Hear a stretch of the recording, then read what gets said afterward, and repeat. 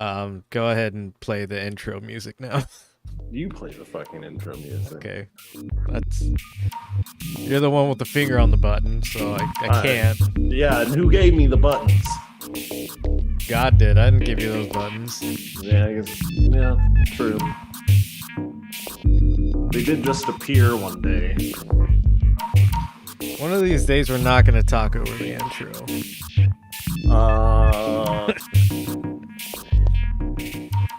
Today is not that day though, yeah. Yeah, that I need to take a little blue pill. Oh, buddy. Every morning. Hello and welcome to the Benzo Rehab Dungeon episode 122. It is the 20th of January 2023.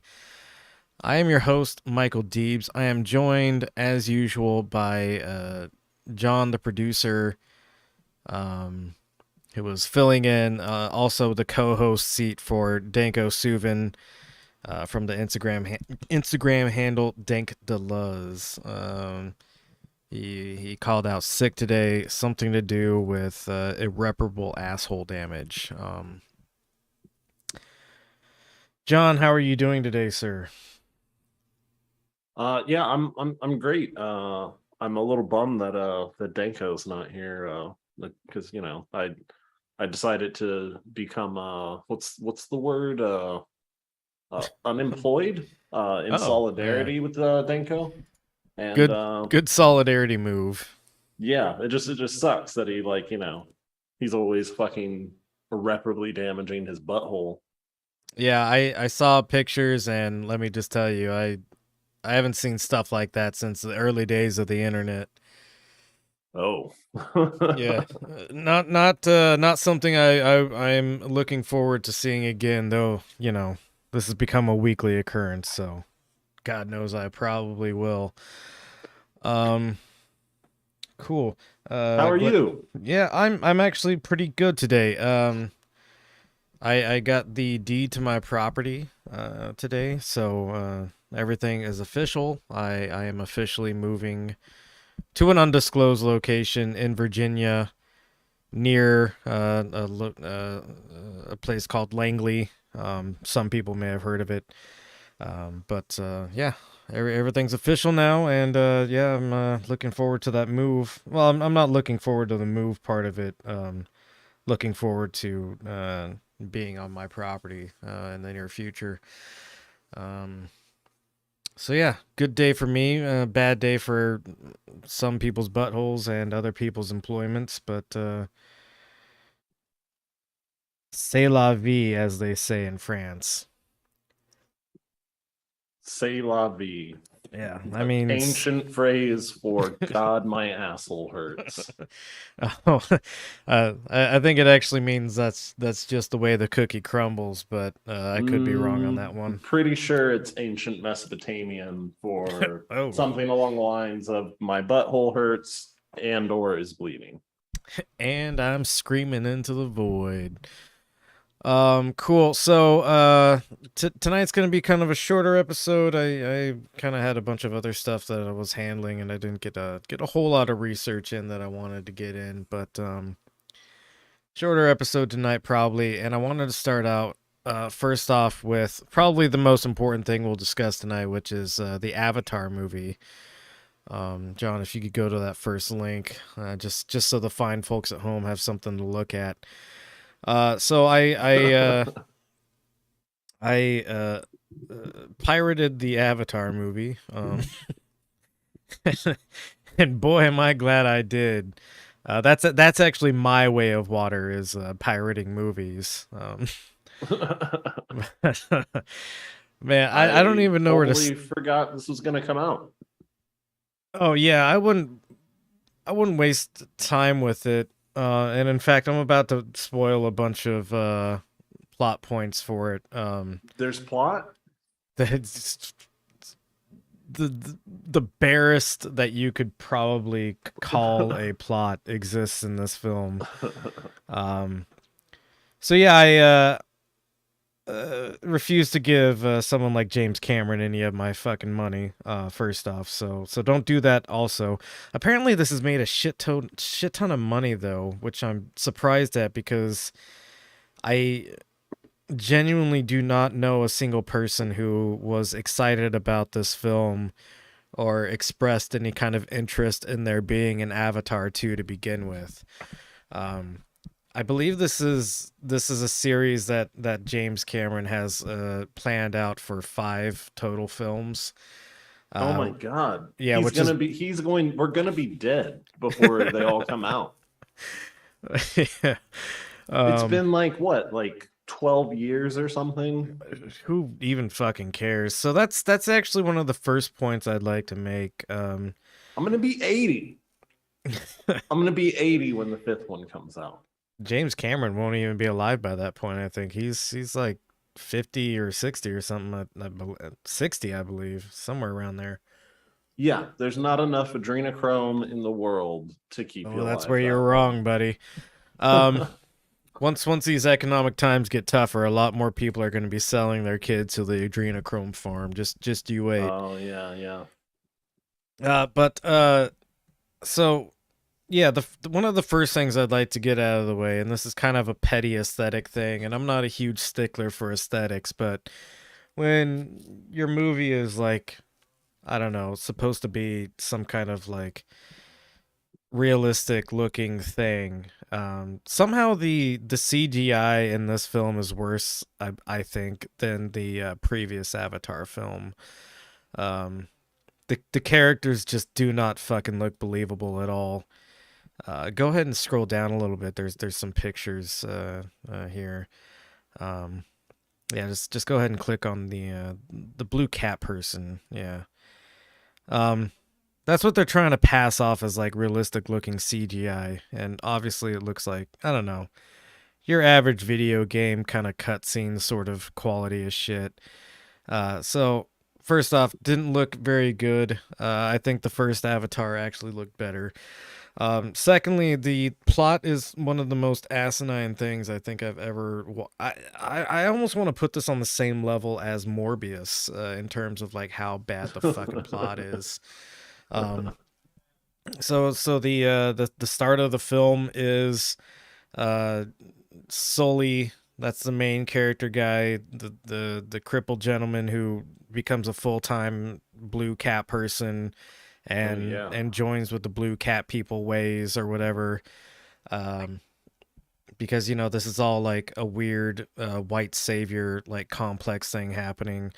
Um, he has a family now. He's got a blue cat person family now, and then the sky people. He calls them the sky people, even though it's like his original people were those sky people. So weird, but humans come back to the planet to exploit some more resources, of course. Um, and he starts leading a like a, what do you call it? Like an insurgency against the humans. Uh, Again. yeah, again, because of Okay. course he's the de facto leader because he's the white guy that came to this planet. And nobody else could possibly, like, I don't know, run some kind of insurgency campaign. I'm But pretty sure Joe Biden's been passing this off as his origin story. yeah, this is the story of Joe Biden, actually. No, so he's You ain't leading an. blackjack. If you don't vote for me, you ain't a blue cat person, Jack. So he's running this insurgency, and you remember? Did you watch the first one, right? Yeah, yeah, Okay, yeah. so you remember the like whack job colonel that's like all hell bent on uh like killing all the blue cat people because they're, I don't know, savages or whatever. Yeah. Um, so they resurrect him as a blue cat person now because he died in the What? first. Yeah, right, exactly. So we're already like treading on some suspicious water here in this plot. So rather than, like, I don't know, come up with a new villain, they're just like, yeah, let's recycle the old guy. So they put him in a blue cat person's body. So he's one of the Avatar things now. And he's been tasked solely with the purpose of hunting down Sully, who's leading the insurgency. Um, this ends up with, like, I don't know, some retaliatory damages against the forest tribe of the Blue Cat people, and for whatever reason, it's kind of glossed over in the film, but for whatever reason, Sully decides that the only way to keep the forest people safe is for he and his family to leave the forest people and go live in secret with the water blue cat people. Um, so this is a separate tribe of the blue cat people that he's now going to go live with, and they enter. There's a weird subplot for, I don't know, it's probably like 30 minutes of the film where the water tribe is like racist against Sully and his family because they're forest tribe people, and the water tribe people have like stronger arms for swimming, and they have broader tails for like swimming and stuff. Um, the water tribe is also like a direct ripoff of like every Pacific Islander culture that you can think of at once. So it's amazing that like none of the I don't know, lessons that they might have learned from ripping off Native American culture with the forest tribe has been learned, and now they're just like, yeah, let's rip off another group of indigenous people that suffered colonization. My name is James Cameron, the whitest dude on planet Earth, and I think this is very cool. Uh, the whitest kid you know. yeah. So rather than like come up with some kind of, I don't know, original idea or anything like that, he's basically just ripping off other indigenous cultures. They even have like a version of the. Have you seen like the Pacific Islander like haka, where they stomp and Yeah, they, yeah. yeah, do some chanting and stuff like that. It's a very traditional thing that they do in a lot of Pacific Island tribes. But they have their own version of that, and this group of people is really in tune with these whale creatures, whale-like creatures, and so the new resource that's being exploited on Avatar Planet is they they hunt and kill these whales, and they like jab a spike into a gland that's in their brain, and literally they pull out like a small little vial of stuff, um and apparently this stuff that they're farming these creatures for helps extend human life or something like that. That never really comes into play, or never like really plays a substantial role in anything. um Oh. yeah, I don't even know why they threw that in there, except for to be like, look, these guys are bad, okay? They, like, I don't know, destroy the environment and native species for very little reward, but For or believe very it, very Crow. little yield, but like it's way overpriced because of what it does or whatever. Yeah, I um was gonna say like just the Jeff Bezoses of this time in history would be able to afford this. right, yeah. Yeah. Like it should be like one Australian guy with like a shitty fucking like spaceship is like doing this. Yeah. So that's yet another like plot that doesn't really go anywhere and never really like matters really, except for the colonel uses uh the whaling ship in order to track down Sully and his family, who are hiding amongst the sea people now, who of course have this relationship with the whales. um Oh, and if is it like their fuck tree? Do they like stick their fucking instead of like No, every like the they have their own underwater coral reef version of that. oh, okay. That's a separate thing altogether. They have a Uh, fuck reef.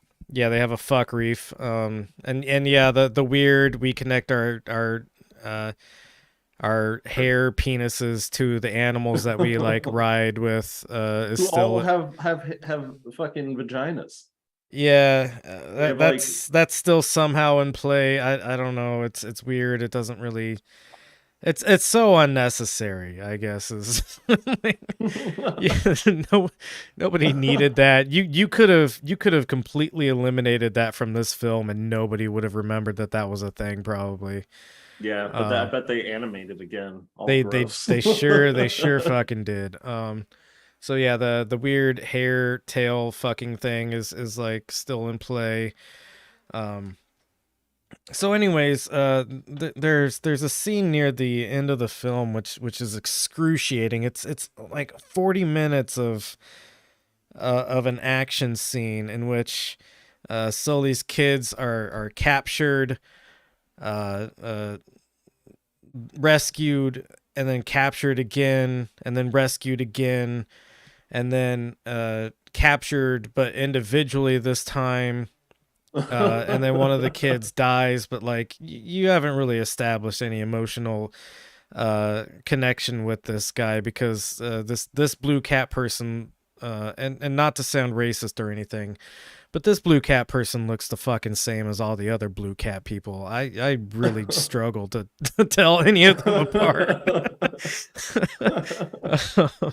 Because you take a bunch of actors with distinct faces and then you throw this fucking cat nose on them and a bunch of blue stripes and shit, and I don't know, you're gonna expect me to keep track of them. Like the only way I could keep track of the girl child is because she dresses like a girl, where the other two just have a loincloth. She's got like a weird, doesn't look like it's really covering that much top on.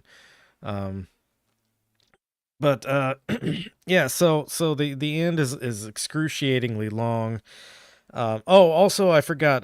Go a couple of images to the right, until you see like a human face. No, keep going. Oh Sorry, Jesus. sorry, I didn't know it was gonna happen that soon. That's one of the sons, I guess. I can't remember if that's the one that dies or not. That's solely, and mind you, that like this is bad CGI, right? Like this doesn't look Yeah. even remotely believable. But keep going. Oh Jesus. That guy. So this fucking guy. Um, he looks just as goofy through the entire film as he does here. Um, this is apparently the colonel's like bastard kid somehow. And he's been living with the blue cat people all this time. What? Yeah, I don't know why this is a plot point of the movie, but the colonel captures him. No, go back to that Oh. fucking weirdo. So first off, like the white dreads thing looks horrible on him. He has to wear that mask because the Avatar planet is like poisonous to humans or whatever. So he has to wear that mask all the time. He just looks stupid the whole time because he's wearing that like futuristic mask, right? Yeah. And then the rest of his clothing is like tribal wear and a loincloth. So it just like it doesn't look good or make any sense like aesthetically. Very confusing. He's somehow like the colonel guy that he knows is evil somehow like talks him into like working with him a little bit. So he sort of betrays Sully's family, and then at the end he doesn't betray them, but then he also for whatever reason so the colonel basically dies again at the end of this. And at the end of this, rather than let the colonel die, this goofy looking fucking dweeb decides to rescue the colonel. Um, so I don't know if Avatar 3 is gonna have the colonel is back again as a plot, but that's what it looks See, like they're setting up for. And I don't know, man. This has got to be one of the worst movie series I've ever fucking watched in my life. he's gonna be like a redeemed villain though. No, I don't think he will be. He went out fighting to the very end, and it's like pretty fucking stupid the way it ends because like everything is wreckage around him and he's still like, come fight me, I've got to kill Sully, I've got your kid here. Multiple opportunities to kill his kids because like Sully betrays him or like doesn't comply with the terms that they set forth for like a surrender or whatever. It's obnoxiously long. The movie is like 3 hours fucking long, and they probably could have made it like, I don't know, 2 hours at most if they just cut out a bunch of stuff that, like I said, like the kids get captured, uncaptured, recaptured, and then captured again, and then reset free again. It's so confusing, and at a certain point, I was like, I don't even fucking care to see this movie through to the end. Not even like hate watching it anymore, just like being exhausted by it.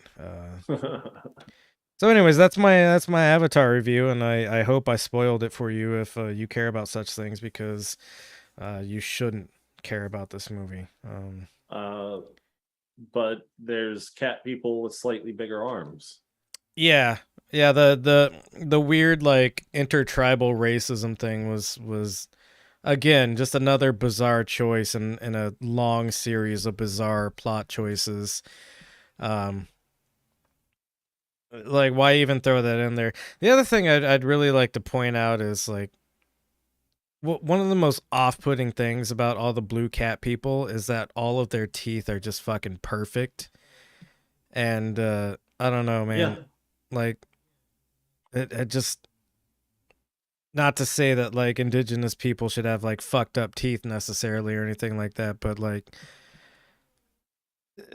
there's no like blue cat people dentists as far as I'm aware. And all these blue cat people have like perfect fucking veneers uh in their mouths. So See, yeah. maybe there's like a plant that instead of having like a spinal cord pussy, it does have like a spinal cord dick. And it Maybe. just like it uses it to fix their teeth. And that's actually one last thing I'd like to point out before we move on is this whole thing is absolutely rooted in some noble savage bullshit, right? Like, Mm-hmm. it it I mean, James Cameron has said, "Yeah, I'm not even trying to hide that basically this is about Native Americans or other indigenous people around the world, right?" And it's kind of insulting to just paint Native Americans in this light that's like everything they do is perfect and good, and they're kind of naive to the ways of exploitation and everything like that, as if that's something only a colonizer could ever think of, is like exploiting something, or just like the magical concepts like behind, like, yeah, you might have your technology, but we have a magical nature based cure for everything that might ail us in our society or whatever. It's Yeah. it's no noble savage bullshit. Native Americans had problems just like everybody else. They had political problems. They had health problems. You know, it they Like they lived much more in tune with nature, absolutely, but that didn't mean that there wasn't like some level of strife and hardship in the society they had created. Certainly so much like less exploitive, absolutely, but still yeah, not like magical.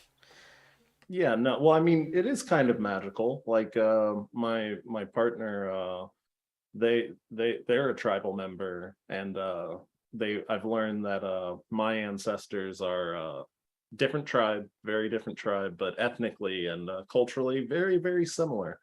But my ancestors would kidnap the sons of important people from his ancestors because my ancestors were really good at killing people and Yeah. his were good at commerce.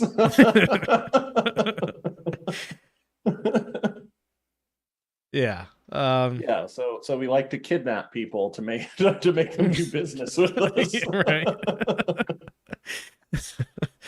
um yeah, and exactly, there's, yeah, the weird idealistic everything that the blue cat people do Yep. is some form of like magic in tune with the world and perfect, harmonious balance with everybody. It's it's it's an insulting way to look at Native American history, and the only way that you can kind of look at Native American history that way is by erasing the culture and the actual history of Native Americans so much that you can just kind of reinvent a history about them because the other history doesn't exist to like compete with it. Yeah, no, some tribes had like Mongolian like reaver culture, where others fucking, well, I don't know, fucking they're all very fucking different, but like those that like it's like we own the things that we kill type fucking mentality. It's they're not healing people. Yeah, and you know, Native Americans had very human problems, just like every other human has had. Before colonizers set foot in America, there were some tribes who engaged in a practice, a very ethical farming practice of driving a herd of buffalo off of a cliff for for easy meat harvest. So that wasn't necessarily great for the environment, and you know No. not anything on the scale of what the colonizers did, where they would just like stack skulls of buffalo up to the fucking heavens or whatever. But still, not a great practice either. So yeah, it's I frankly insulting. James Cameron also had some fucking quote recently that was something along the lines of, you know, talking about how this is basically the story of Native Americans and colonizers. And he said something to the effect of, I think if, the native tribes knew how bad things would get, they would have fought harder or something like that. And it's like, yeah, I don't think fighting hard enough is really the problem when it comes to being colonized by, a group of people who had engaged in mass warfare for like their entire fucking history, engaged in, um, biological warfare, uh, Oh yeah. against a Well, bunch of kind of disorganized tribes that kind of lived mostly at peace, but also sometimes had differences with each other, and well, those yeah. Well, I differences were mean, exploited. it's like the whole North American continent, like native people were experiencing a dark age when white colonists uh or probably were experiencing a dark age. I guess I'm not a historian, but whatever.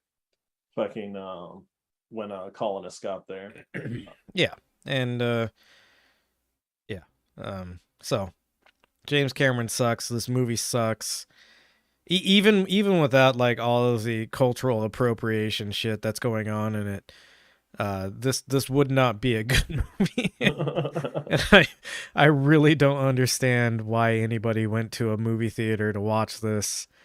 Um, Yeah, like I thought that, and also like, why are they being racist? Like, didn't they all accept fucking white tree cat person as their Jesus I I in the guess first not. movie? I I remember that he went all across the world to the horse cat people, the water cat people, and was there's like there a eight. horse cat people?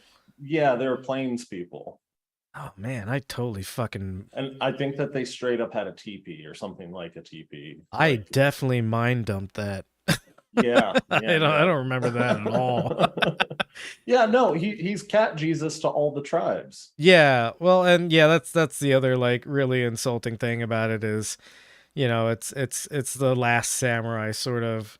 Wow, this white guy came to our town and became the greatest exemplar of our own culture somehow. Like, it's amazing how this guy like really became more of a native than we are, really. Yeah, I know. Like, in fact, we should start wearing khakis and polo shirts. hmm So that's enough about that because we got some real things to talk about, and there's no great way to segue into this. Go ahead and go to the next link. Oh, link, not picture. No, Fucking, we're done looking at fucking yeah. cat people. Well, you don't want to you want to jerk off to weird blue cat person porn. Not ever actually. Um, they just look weird to me. So we talked about Cop City last week, and a really unfortunate thing happened at Cop City, or the grounds that are going to become Cop City, rather. Cops have killed one of the protesters there, Of course. and it's really fucking sad. First off.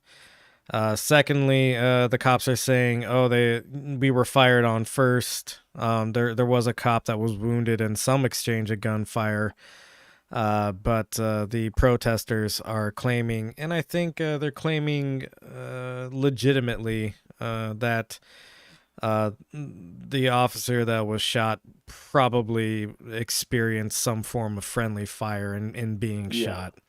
Yeah, like I was gonna say, how much do you want to bet that the cops fucking were shooting at each other in the woods with the fucking like protesters in between? Yeah, so of course the cops are trying to get ahead of this. Go ahead and scroll down a bit because we've already seen a lot of this information, but keep going down.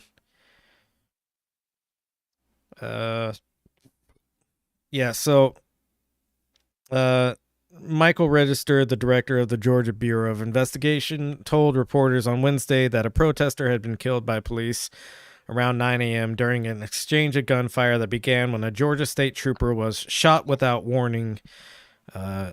A GBI press release states that during an operation to identify people who are trespassing and committing other crimes on the property, law enforcement officers were fired upon as they approached an individual in a tent who was not complying with verbal instructions. They released claims that a handgun and shell casings were located at the scene. Um, Go ahead and scroll down a little bit more. Uh, DAF activists were instantly critical of the GBI's account, claiming there was reason to believe the officer was hit by friendly fire, not shot by the protester, pointing to reports by other forest defenders who heard one burst of gunshots not consistent with an exchange of fire. The Atlanta Solidarity Fund, a nonprofit organization that provides arrested activists with bail money, jail support, and access to legal representation, wrote in a statement that it was preparing a legal team to investigate and pursue a wrongful death suit. Georgia State Police has not released body camera footage or meaningful details, and we are concerned that a police cover up could be underway. Because that's what the police routinely do, is they cover up the shit that they do. They sit on body cam footage for a very long time. They basically stall as much as they can to make sure that body cam footage is either never released or released so late that they can get ahead of the narrative, or people have lost interest because there's People only have retired with their pensions. yeah, exactly. I mean, it's baffling.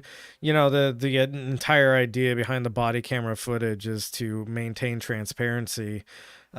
You should be able to, like, as a person in the public, be able to access that body camera footage right away. Like, at the end of everybody's shift, that body cam footage should be uploaded to a place where anybody in the public can fucking get a hold of it. But it's not, and I think that's telling to how the police operate in general. Yeah. They don't actually have transparency. They pretend they have transparency, and they do their very best to obscure as much as they can. I mean, sometimes when activists, because you can do a Freedom of Information Act request for body cam footage, and a lot of people do. Yeah, But but it takes of course, forever. it takes forever. And some police departments where it doesn't take forever, they still anything that fucking is embarrassing to them, they will sit on for years. Well, they'll sit on, and if you can't afford to sue, they'll sit on it forever. Fucking, and if you can't afford to sue, they'll sit on it as long as they can fucking which they're given the benefit of the doubt generally in the court system. They'll stall as long as they absolutely can until like a judge looks at the calendar and realizes that 4 years have passed. Yeah, it's whenever a judge finally feels like, okay, I guess I've waited long enough on making the police do what they're supposed to do. Yeah.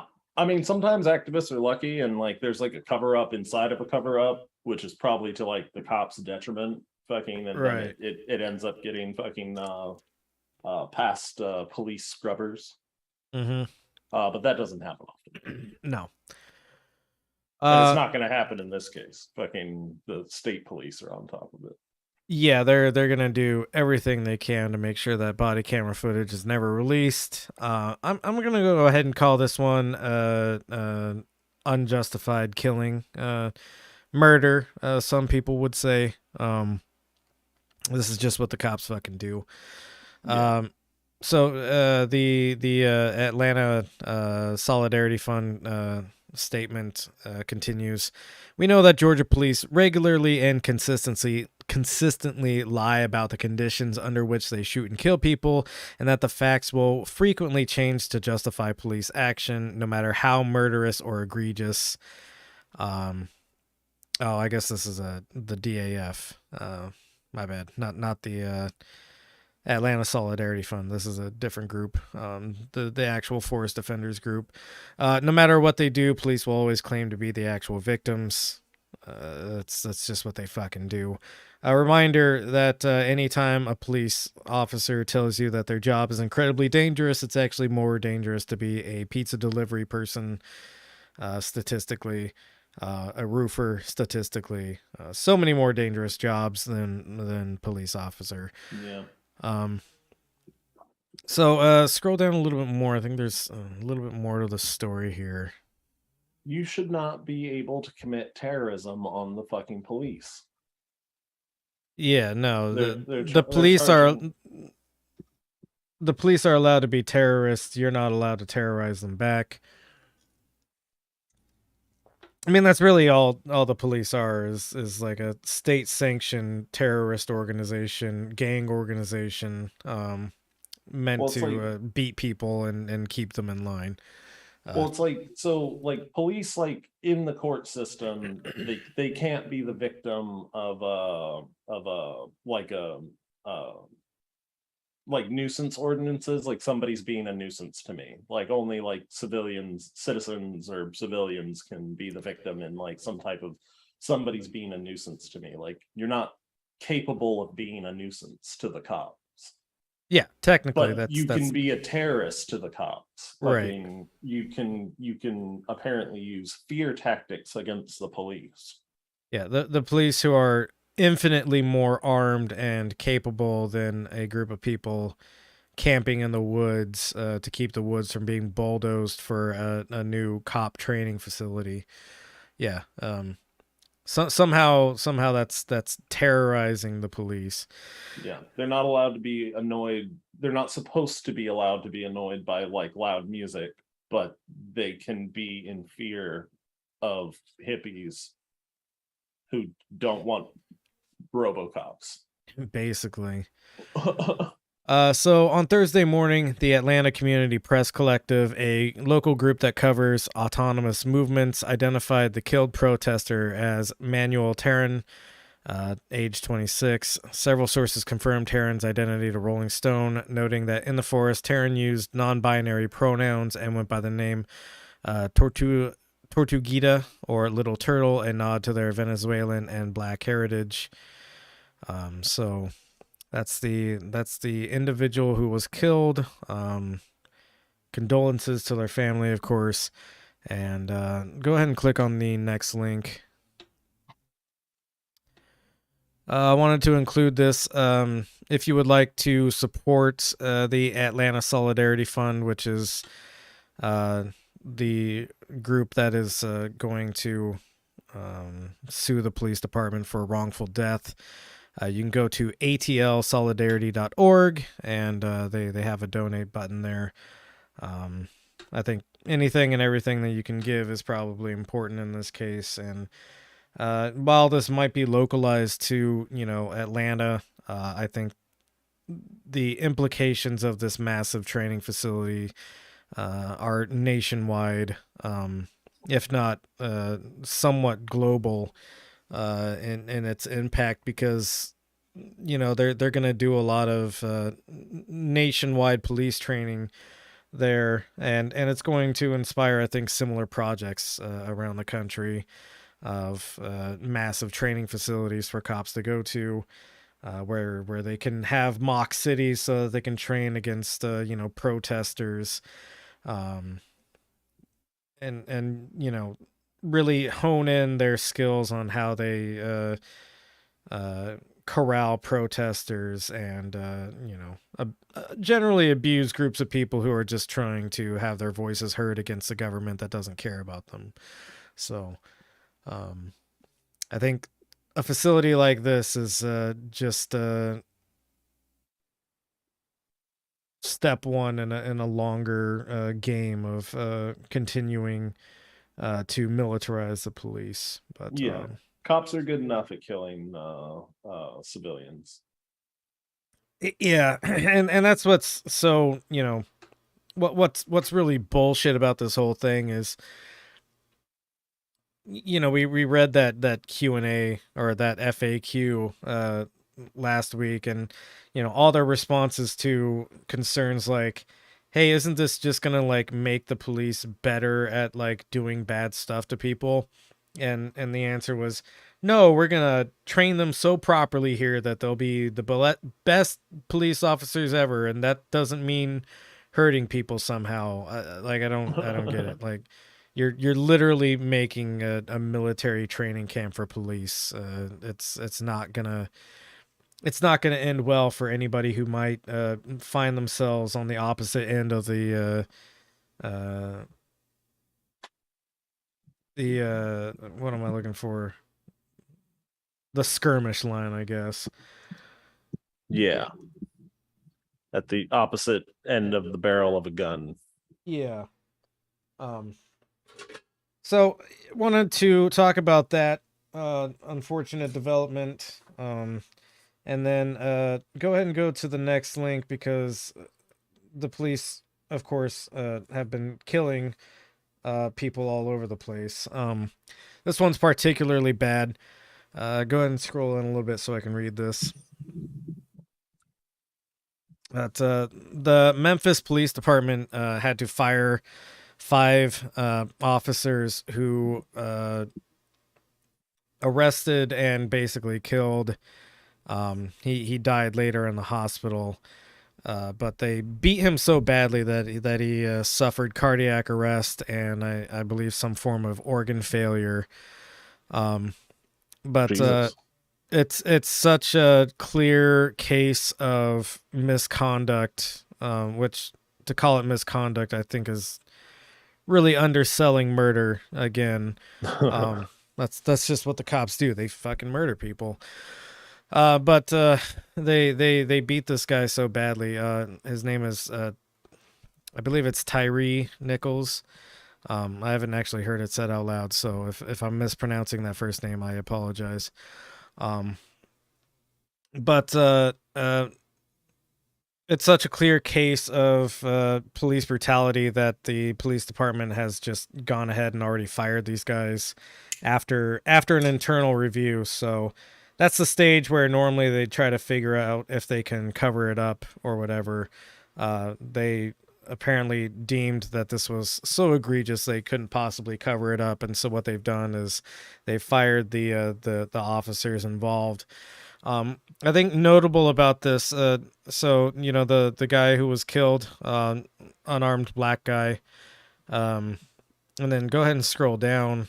I think what's notable about this case is all 5 officers who involved were also black, and I think I think that this isn't going to be covered very much because of this component of it.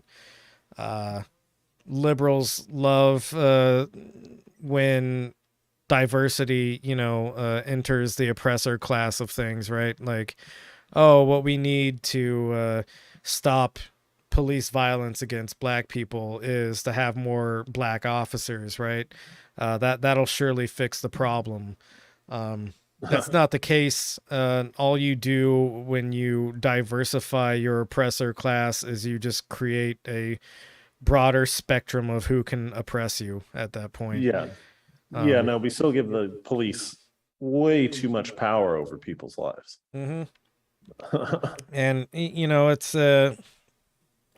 we talked about it before, where this is a tactic of oppressive groups, is to take certain members of the community, give them privileged positions, and then expect them to basically carry out the same thing that the oppressor normally would do, right?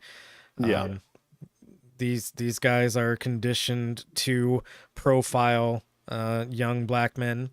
They are conditioned to be violent towards anybody who gives them any kind of resistance, whether that resistance is real or imagined, because officers love to imagine that somebody is resisting them all the time. They'll. Well, I mean, like you look at their like training, like it's uh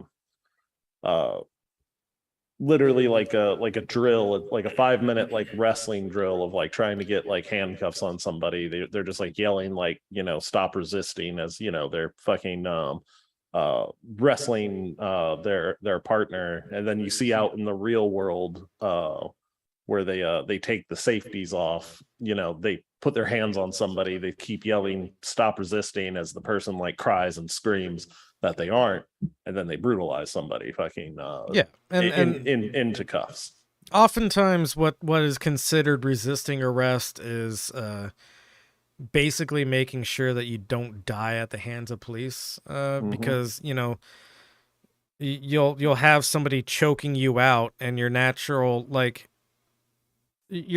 inclination is not to just let that person choke you to death, right? Yeah. um and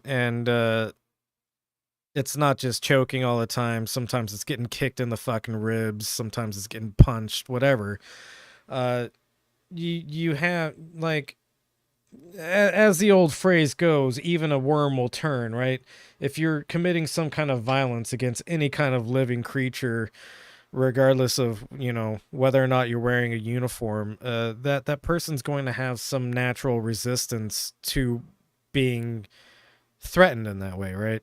Yeah. um and so the idea that resisting arrest should even be a crime in the first place, I think, is bullshit. um and then the way that police are trained to deal with somebody who is giving any kind of resistance to arrest is disgusting. I mean, they're basically trained to kill people. That's Yeah. and that's kind of mostly what they exist to do, is be a threat of violence in one way or another to um, maintain capital. They exist to protect capital and basically nothing else. and Uh, and like cases where I've seen like bystanders able to like convince the police that the person is not resisting, and then they like back off and then talk the person into handcuffs. It's like that yeah, cop gets fired for for violating police policy. yeah. They're incentivized to be as violent as they possibly can. And it's only when they do something like truly egregious that they're ever held accountable for it. Um, yeah, so this it's a really horrible story, and content warning, I guess. There's a picture a little bit further down that shows the state of Nichols when he was in the hospital before he passed. And they fucked that guy up. Like, Yeah, so Nichols' family said the incident made him go into cardiac arrest, left him with a broken neck, and he suffered from other medical issues. I believe the other medical issue was some kind of organ failure that he suffered. Um, so yeah, I mean, this was a traffic stop that turned into a murder. 5 cops for one traffic stop. Uh, that's another problem with policing. Obviously, is there's so many fucking cops that show up on the scene, and each one of them, has their own level of Office of authority. violence. Yeah, they're an officer authority, and it's like what could probably be done with one or two guys ends up getting done by 5 guys, and when you just have that much force available to you, you're going to hurt people. That's uh because every single one of them wants to get involved in some way, and that's just Well, and any single one of them can kick off can kick off the violence. yeah, right. Even if there's I don't know, 3 more reasonable psychopaths with guns, there's going to be a chaotic fucking psychopath with a gun that fucking and that can initiate the violence with fucking all of them. Yeah, and it kind of works how things like what do you call it, Like sharks when there's blood in the water. no, I'm thinking of when one person starts shooting, everybody else starts shooting. I forget what the term is. Oh, You know what I'm talking about. yeah. Contagious fire, right? Yeah. Contagious fire, something like that. Contagious Yeah. something. Um. So once you get one guy that's willing to enact some unhinged level of violence, the rest of them start joining in because if one guy thinks it's okay, and especially if that particular person is in a level of authority higher than the rest of the people involved, um the structure, the hierarchy works to encourage it. Yeah. So two notable murders of police, or not of police, sorry, by police. And I believe that the body cam footage from this hasn't been released yet either. Another situation, I think, where the cops are, even though they fired these 5 officers, I think they're still going to try to obscure the more brutal details of what happened to this guy. So Yeah. And I totally get why families take settlements. Like I'm sure that the city and or police department are going to settle with this family. Uh, I yeah, understand these oftentimes these families are, they're working people that well, yeah, they're where destitute. working doesn't do much for you in your survival these days. Yeah, they're oftentimes destitute people, and um it's, do you want to spend the rest of your life being hounded by the police for like truly prosecuting this, or do you want to Well, take $2 or million getting dollars? or getting a court of law to or getting them or a court to make them actually take responsibility, because like oftentimes Yeah, like these settlements, like it's like we gave these people money to keep from litigating, but we admit no wrongdoing. yeah, exactly. And that's the official statement, that there's no wrongdoing on anybody's part. And Just it's ultimately just praying again. The police are part of the oppressor class, right? And part of the way that the oppressor class keeps operating is that it has so much power over your ability to have your material needs met, right? Because oftentimes what happens to families who really go after the police in circumstances like this is the police make their lives a living hell. They intentionally target these people, and they start issuing citations like jaywalking and shit to these people. Oh yeah, and especially if these families like stay, like even if they win, they get the settlement or it goes to court, Yeah, they're going to be and then they targeted by win. that. Yeah, Yeah, they're going to be targeted by that police because the police operate literally like gangs do. Um, except they're a state sanctioned gang that does this. And you know, yeah, even within the police force, there's oftentimes like actual, uh, illegal gangs that form inside these police departments. So, yeah, oh yeah, I don't know where this is gonna go, but yeah, I see what you're saying about families that take settlements. yeah. Like that. That this is probably going to settle like real quick. I'm guessing they've already fired the police. They're not going to go to court, but they're also not going to admit like that anything that they did contributed to this situation. Yeah, I mean the line that they always give, in circumstances like this, is that the officers involved and adhere to department policy, department rules of engagement or whatever you call them when you're a police officer. Um, they always hand wave it like no, this isn't how the police are supposed to operate. Even though obviously all five of these guys thought that whatever they did was appropriate at the time. Yeah, And clearly there's some kind of culture in that department that led them to believe that committing this kind of brutality against somebody was well within, nobody goes to work at their police job and says, yeah, I want to brutally murder somebody and get fired from my job that will give me like a really nice pension later on in life. um, they must have thought that whatever they were doing was appropriate per the culture of the department that they work in. Um, yeah. so let's move on from this because it's depressing and sad, and it's not great stuff. Just So something funny till it's depressing and sad. yeah, funny because really the only people getting hurt here is a bunch of rich people who decided to buy luxury apartment condominium in downtown San Francisco. New updates on the Millennium Tower, a favorite of ours here at the Benzo Rehab Dungeon. Go ahead and scroll down to that video. You'll need to start it at the beginning though. I definitely paused this piece of shit. Yeah, well, you know how these fucking news sites are. They just play it for you.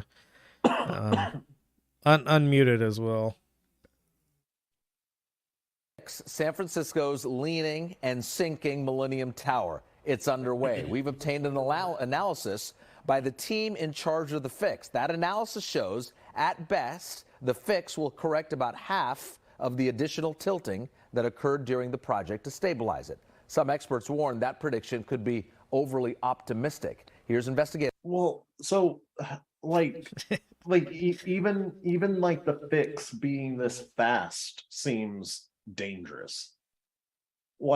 Yeah, Like- and so I mean, have you ever had to hang like a multiple thousands of pound piece of equipment, fucking like a an example that I can think of for me, a 1,500 pound transformer literally 4 feet above elementary school kids like heads, like I had to put it in the ceiling, and kids in between classes every day walk right underneath this fucking transformer that's hanging from the ceiling. yeah. Like, and it's got to be level because it's got the most support when it's level. It won't just slide off of the fucking brackets that I put it on, Right.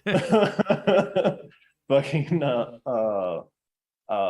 like how butthole clenching it is to oh crap, it's not level. It's like a 1/4 inch off level. Like let me let me try to just tilt this 1,500-pound piece of equipment that I'm just up here on a ladder. Fucking Yeah, and we're talking about a building that weighs several, probably hundreds of millions of pounds. oh yeah, and I'm just hoping that somebody actually did the fucking the roof specs, because it's a, you know, it's a 40-year-old building. I have no idea how past the roof specs Right. this is.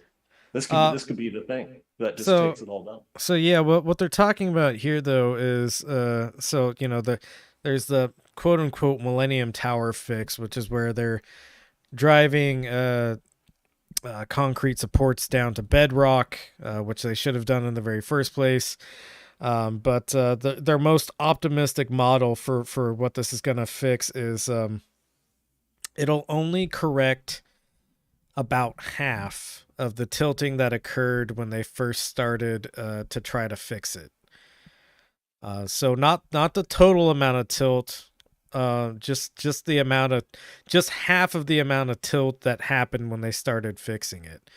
And it's still going to take 60 years for the building to settle, right? Like, because there's normal, something like that. Yeah. So like, there's still things that are just going to be normal shit that's going to happen over the following decades. Yeah. So go ahead and play some of this. Reporter Jackson Vanderbecken. Here at the Millennium Tower, crews are struggling to keep the water out of the holes they're digging to extend the foundation down to bedrock. Oh my God. Crews are preparing to shore up the building on the two sides where it's leaning the most, tying it to 18 piles already sunk to bedrock. No building should really have that sort of tilt, not a modern building of this nature. Harry Poulos is an internationally recognized expert on tall building foundations. The tower is currently leaning a little bit more than 29 inches at the northwest corner. That's more than a 2 third fucking of the tilt feet. coming after work on the fix started in 2021. How much is that for people who actually live in the Millennium Tower? So Take a yeah. look at this marble. An owner rolls it uphill toward the center of an apartment until it runs out of steam and gravity takes over, taking it right back where it started. Look at how fast that fucking thing starts rolling. Oh my That God. I can't put So go something ahead on and the pause table it. without it rolling off. Because we've made the joke on here several times that, like, if you live in one of these fucking condos, right, like, you can't put an egg on your table and expect the egg to stay on that table, right? And up until seeing that video, this was kind of just hypothesis based on, you know, knowing how leveling things works and stuff like that. But that marble starts fucking moving, and you know, keep in mind that they initially kind of rolled it pretty hard against the slope, and then it just like runs at like our boy Jackson Vanderbecken says, runs out of steam and then starts rolling right back towards the northwest corner. And that thing is picking up some fucking speed, man. That sucks so much. Like, and again, you know, this really only hurts a bunch of rich people who decided to buy a fucking condo in this luxury high rise. But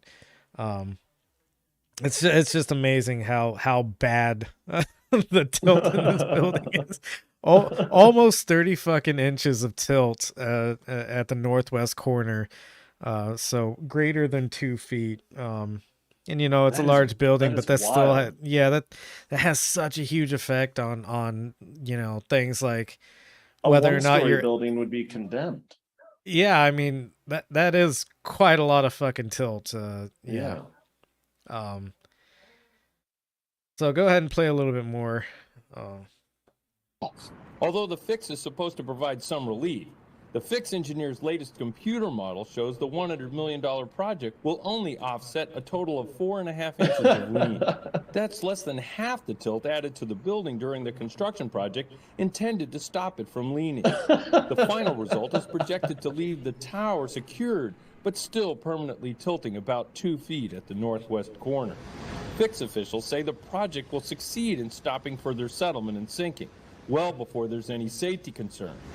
In a statement to us, lead fix engineer Ron Hamburger says the primary objectives have always been to arrest building settlement at the northwest corner and stop tilting by transferring a portion of the building's weight to bedrock.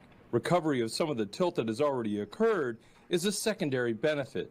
not a primary That's objective. not what they were saying before, Yeah, right? no, that seems to be a little bit of a revision of the project that we're talking about. The project before was that they were going to drive all these piles down to foundation, or not foundation, bedrock, and then they were going to use a bunch of hydraulic, like massive jacks to like tilt the building back into place. But now it seems like they've lowered their expectations to 4.5 inches of tilt are going to be relieved, and it'll still be more than 2 feet of tilt towards the northwest corner. Just fucking amazing. Yeah, And- this building's going to get torn down at taxpayer expense. Without a doubt. And I was reading something because I keep in touch with I mean, obviously I have updates on this because you'll notice that the story was published yesterday, and I'm already on top of it. But I get notifications for building stuff in San Francisco because of this series of Google alerts that I have, and I saw that San Francisco has approved another like 55-story fucking tower, kind of in the similar area as the Millennium Tower, and it's like, what the fuck are you guys doing? Like, how have you not realized that building on top of this the old Bay Clay, as they call it, in the area, have you guys not realized that this is a bad idea and you should stop fucking doing it? Like, man. And you know, of course, like, we're also talking about an area that has I was up in San Francisco not too long ago for a friend's wedding, and the homelessness situation there is horrible. It's as bad. Well, no, it's probably worse than San Diego from what I remember. Not quite as bad as LA, because LA is a fucking nightmare. Yeah. And it's the same sort of thing where Oh, man. everybody's priced out of the fucking market and can't afford to live there anymore. But they have nowhere else to go, because you know you need to have things like savings, which people aren't allowed to have when all of their money is being sucked up dry by the landlord leeches. And I don't know how you can't be addicted to meth and live in LA as a homeless person. They literally just like wake homeless people up and like move them along fucking like all night. Fucking Yeah, like, I whole mean, teams of cops fucking doing that like all yeah, day. what They're the just fuck else moving would you along do? the homeless people. Yeah, like if you don't get yourself involved in hard drugs when your life is nothing but being abused by the cops and not having any place to live, Yeah. I don't have and respect for you at that point. Like, you should be getting into hard drugs.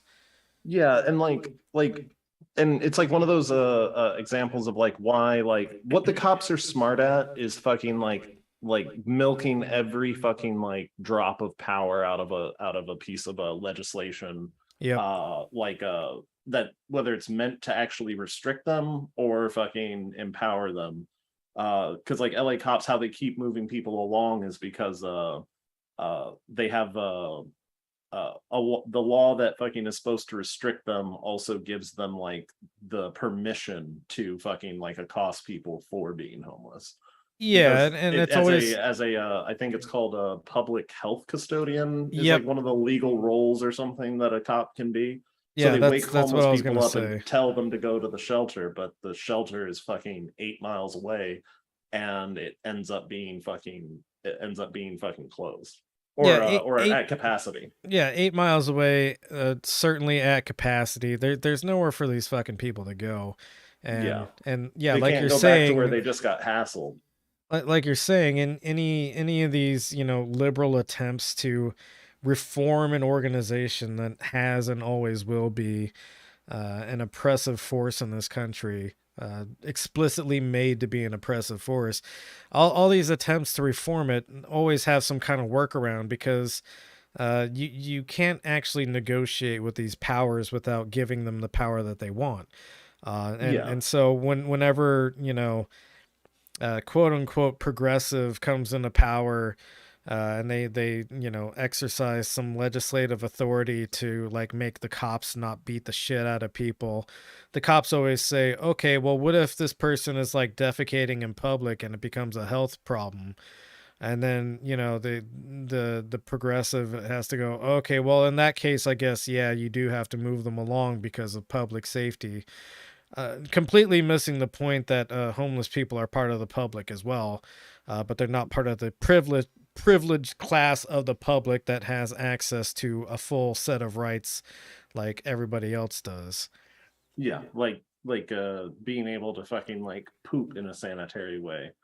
Like Yeah, that, and that's the other thing is you go like, so when I was driving back from San Francisco, because my partner and I drove up there, or not San Francisco, sorry. When I was driving back, well, yeah, I was driving back from San Francisco, but there was a period where both of us really needed to use the restroom as we were going through LA.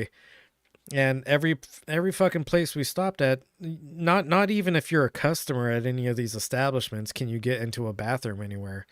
Everything is locked down. They don't have any customer restrooms, any public restrooms anywhere.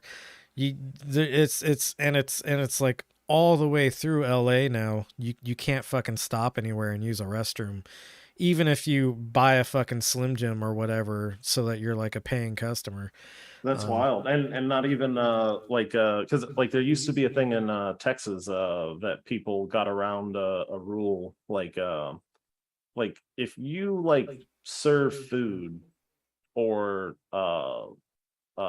beverages, you're supposed to have like public access bathroom, like at least to your customers. Fucking Yeah, I don't know what the ordinance they used is in to put LA. a coin, like you had to put 25 cents in the door to fucking use the bathroom. That was a big thing like when I was a kid.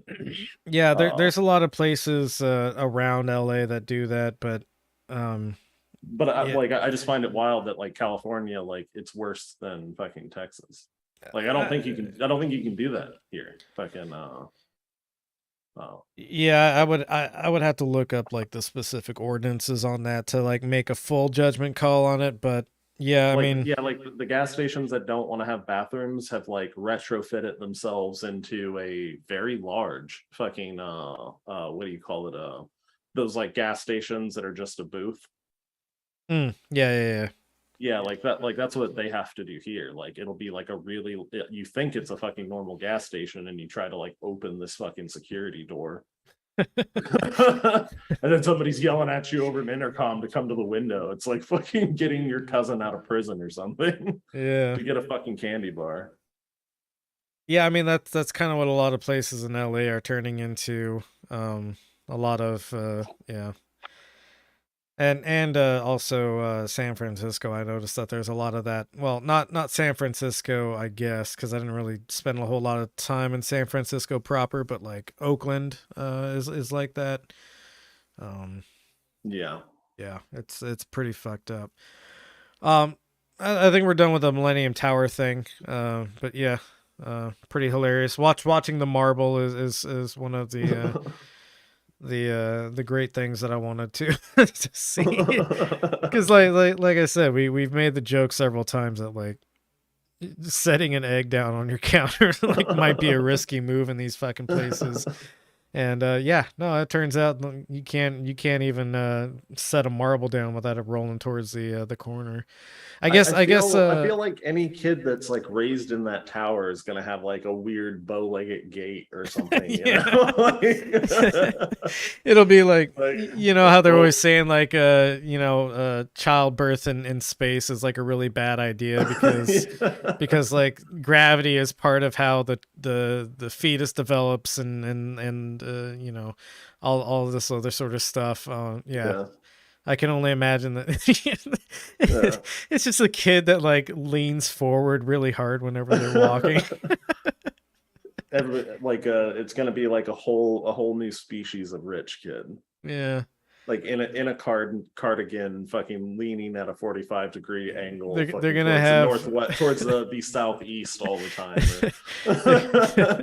They're gonna have the Habsburg chin and the Millennium Tower gait.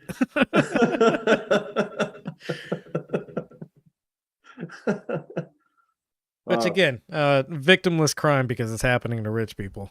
Oh yeah, I can't wait for the rich the rich kid on the track team who runs like a fucking one of those frilled fucking lizards.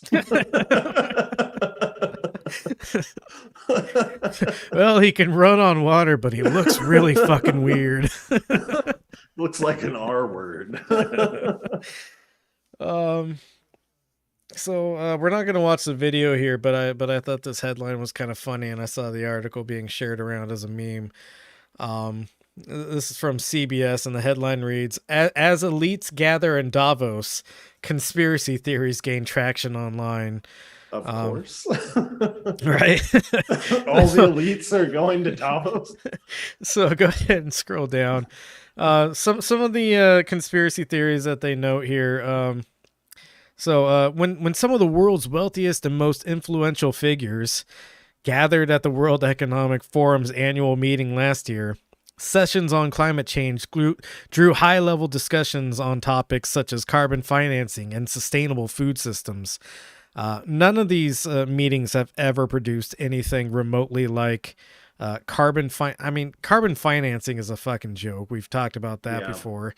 It's a credit system that has no oversight and gets traded freely as like tokens of like performance, essentially, without actually having to do anything. And all these companies are lying about their carbon outputs. Sustainable food systems, again, another thing that hasn't materialized out of any of these World Economic Forum meetings. Go ahead. Yeah, and they like oftentimes they can like buy credits from like one of the things I know in America where there's a lot of cattle is selling their cow shit fucking to power plants that use manure fucking or something. Like but then like because they're recycling or whatever, fucking it's not going into the river, so they get a carbon credit or an environmental credit. And then the oil carbon credits are literally like the fucking Boy Scout badges of corporations. Oh yeah, well, and it lowers their taxes because it's cheaper to buy the credits from people that are just arbitrarily given it fucking so that they can lower their carbon tax. So yeah, all the shit that they talk about at the World Economic Forum is bullshit. What they really go there to do is make a bunch of deals with each other, business deals, deals between governments, etc. Probably trade T-boys and stuff like that. Yeah,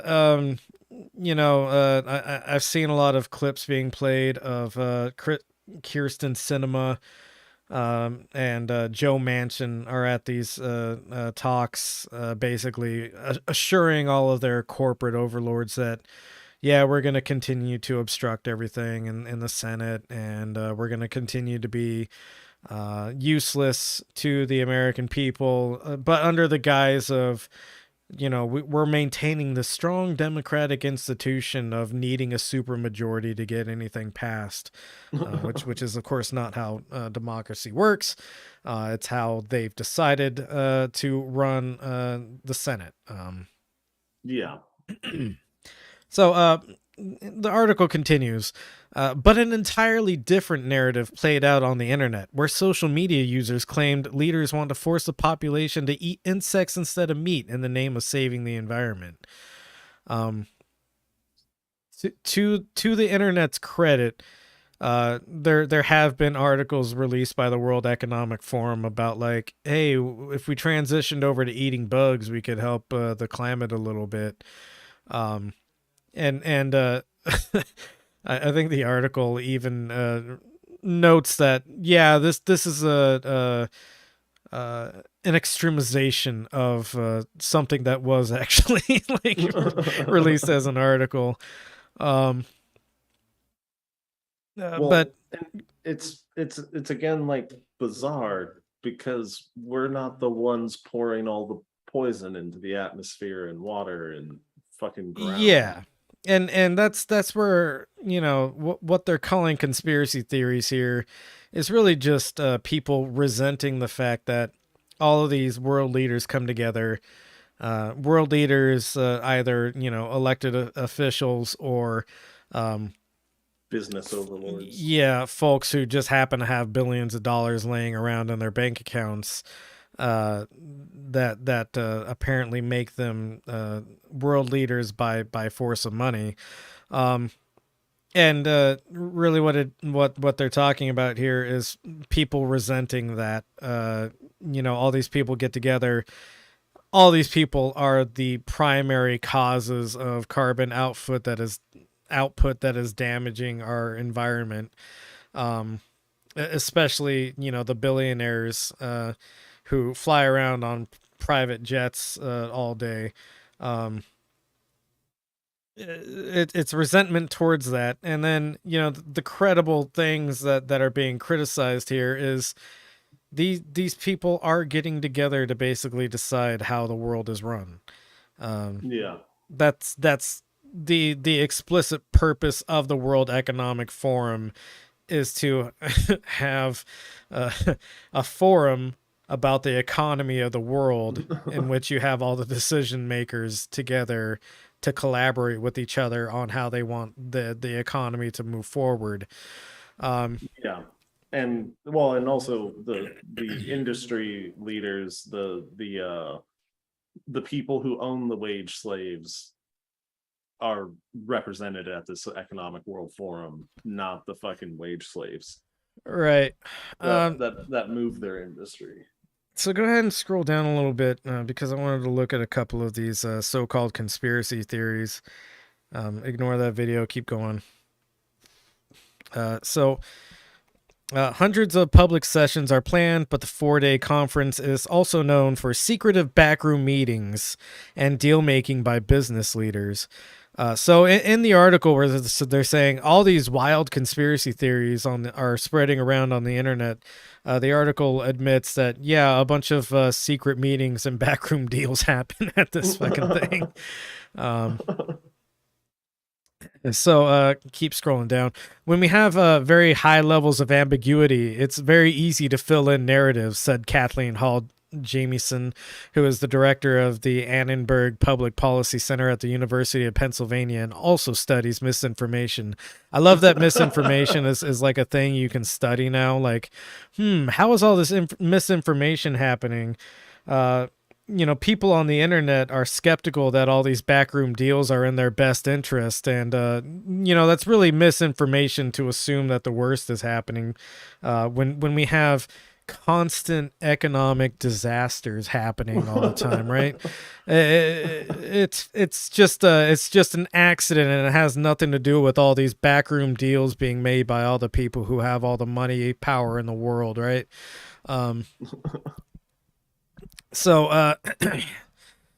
Theories about influential global leaders are not new, she said, but scrutiny of the forum and its chairman, Klaus Schwab, intensified in 2020 in the early days of the COVID-19 pandemic. That year, the theme of the annual meeting was the Great Reset.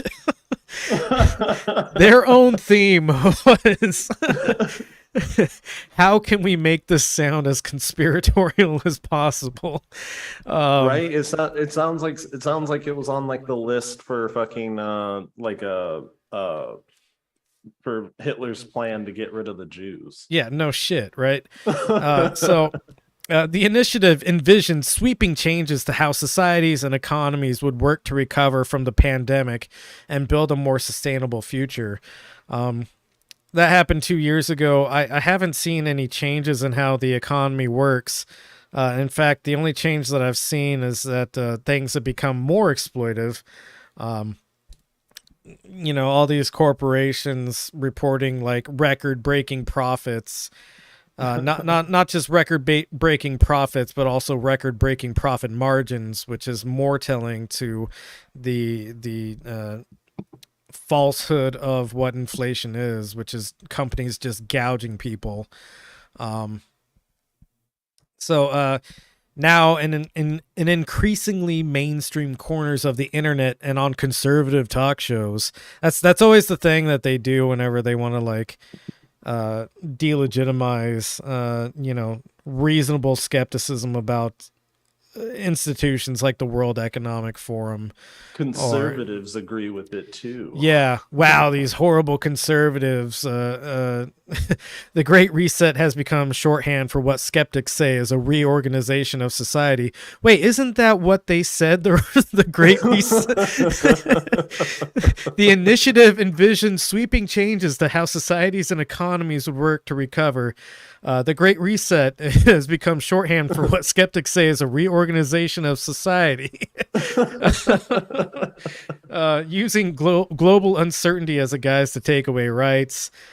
So, where there is legitimate criticism of the conservatives here, believers argue that measures including pandemic lockdowns and vaccine mandates are tools to consolidate power and undercut individual sovereignty.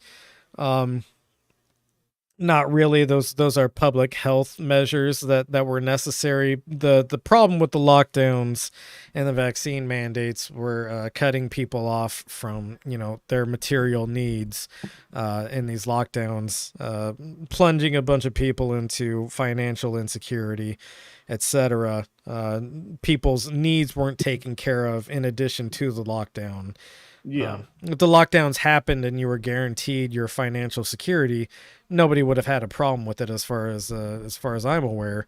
And I've never once heard a single person complain about getting the COVID relief checks that we got. I've never once. I've seen lots of people on conservative talk shows or weird demented demons on Facebook pages talking about fucking handouts, government teat, etc., etc. But I've never actually met a real person in real life that was like, yeah, I hated it when the government gave me $2,000.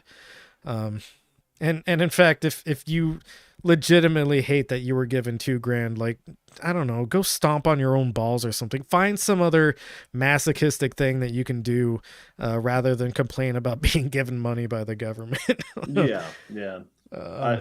I also love that, like, what was it, weekly or monthly payments if you had actually lost your job, the paycheck reimbursement thing. Yeah. How many people, like, it's like Congress, like they listen to the experts fucking, and they didn't fucking scrub it too quickly. Let the cat out of the bag that fucking what you actually need to survive is fucking at least 18% more than you're making or you were making currently. Yeah, and notable to also bring into context that the majority of COVID relief was authorized under Trump, because for all of his very numerous faults, just an absolute dog shit person. He did understand how to stay popular, and the way to stay popular at that point in time was to push through a robust social program that would help people keep their heads above water. Notably, one that I'm pretty sure Biden has admitted he never wants to happen again. Yeah, he's actually explicitly said that. So, yeah, let's see. At a rally staged on the grounds of an upstate New York church last fall, a photo of Schwab was displayed on the center of a large screen alongside other villains accused of threatening American values. The crowd of thousands had gathered in a revivalist tent at a traveling roadshow used as a recruiting tool for an ascendant Christian nationalist movement. So obviously, a lot of people who criticize the World Economic Forum are also weirdos themselves. However, the World Economic Forum should absolutely be criticized because it doesn't actually do any of the things that it purports to do, and really serves as a giant jack-off session for all of the worst people in our society, who are the people who own everything. So let's go ahead and go to the next link. How much is spent in fabric cleaning after every one of these things? Yeah, right. all that goo gone. Go ahead and go to the next link. Because if one of the conspiracy theories is that uh, Davos, the World Economic Forum, happens in Davos. If one of the conspiracy theories is that these people are like, I don't know, running the world and choosing how the world is run, here's a pretty good example of it. Larry Summers, who is a capitalist demon, who is behind many of the economic policies in America that truly hurt poor people. He spoke at the World Economic Forum, and he said, no easing up on action to cut inflation. Larry Summers at Davos 2023. Go ahead and scroll down a little bit, though. So, central banks must resist political and public pressure to ease up on their action to reduce inflation, a leading U.S. economist has warned. Inflationary pressures are hitting economies across the world amid high energy prices, pent-up consumer demand post-pandemic, and the ongoing impact of war in Ukraine, not to mention the ensuing cost of living crisis. So what Larry Summers here says is, I think it would be a grave error for central banks to revise their 2% inflation targets upwards at this point, said Larry Summers. Charles W. Eliot University professor at the Harvard Kennedy School of Government and former U.S. Secretary to the Treasury. Scroll down a little bit more.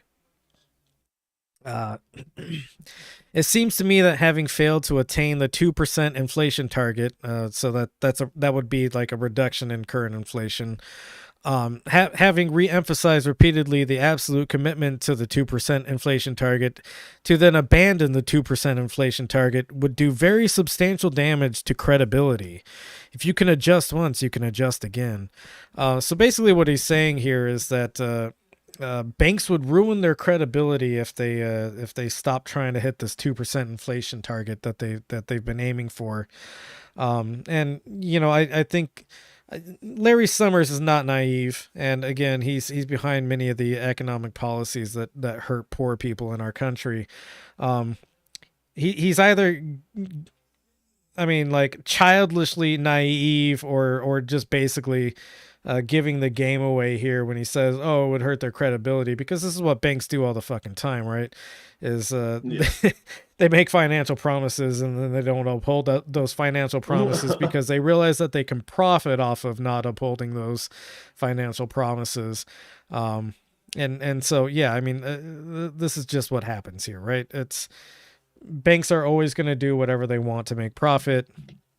And in fact, I was reading another article that said, you know, this is hurting profit margins to try to hit this inflation reduction target. And it's making a couple of like financial business schemes unviable at the moment. So almost certainly banks aren't going to uphold this promise. No. And you know, Larry Summers is out here saying, "Oh, you guys should, otherwise it's going to hurt your credibility." People don't trust banks. I don't know if Larry Summers hasn't realized that by now, but somewhere around 2008, I think people stopped trusting banks forever. But yeah, They just know that they have to use them. Mm-hmm.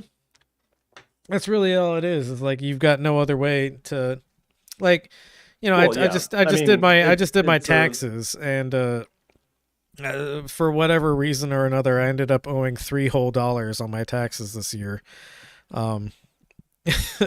Which, like, come on, guys, really, you're gonna hunt me down over the $3? But, so you know, I did my taxes and I paid with a credit card, and I was thinking about it. Well, not a credit card, a debit card, but you know, who cares? But I was thinking about it, and I was like, man, I just like never really actually held any of this money in my hand, and then somehow somehow paid my $3 tax bill with a plastic card that has some numbers on it that like is attached to a value number inside of a bank account that I've also never like actually physically touched. Money isn't Well, I fucking mean, real. Well, and it's illegal for a peasant to travel around America with like anything that's like valued $9,999 or more. And actually, I think like fucking the cops will take like the $200 out of your pocket, fucking, and say you're gonna buy drugs with it. Yeah, of course. Yeah, Yeah. because they But rob people all the definitely, time. like it'll definitely hold up in court though. Fucking if you like had $10,000 in gold in your trunk. That's my traveling gold. Yeah, because you're moving. Yeah. I just like gold. I can't just Sure. like gold. Yeah. Which, by the way, Deebs is moving to Virginia to stash all of his gold. Yeah. I'm gonna dig a big hole and stuff all my gold in it.